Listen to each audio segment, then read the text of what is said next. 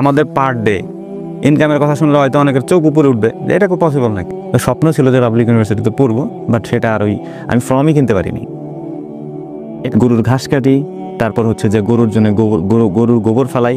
একের পর এক গ্রামের মানুষ, আশেপাশের মানুষ, মানে যা বলা যায় আর কি, ছেলের পড়াশোনা করেছে। গ্রামের একটা মানে প্রচলিত ব্যাপার হচ্ছে যে ছেলে যদি শিক্ষিত হয় তার একটা সরকারি চাকরি লাগবে। আমরা চিকিৎসা দেওয়ার পরে 12,000 টাকার মতো বিল হয়েছিল আর কি। তখন আমি চিন্তা করছি যে এরকম যদি হয় তাহলে আমার এই খামার চালানো সম্ভব না, এটা আমার বন্ধ করে দিতে হবে। মানে একটা বাট ঠিক করতে যদি আমার 12,000 টাকা লাগে, বাট বাট ঠিক হয়নি, বাটখানা হয়ে গেছে আর কি। এরপরে ওই চিকিৎসা সম্পর্কে আমি একটু জানার চেষ্টা করি যে এটা সমস্যাটা আসলে কোথায় হইল।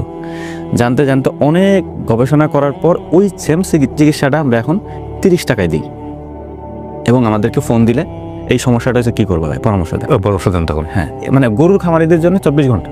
তখন আমি বললাম যে আমি একজন কৃষক, রাখাল। তো দেখলাম যে সবাই একটু স্তব্ধ। এইখানেই সমাজের বাস্তবতাটা, যে আমাদেরকে মানুষ কতটা নিচু চোখে দেখে।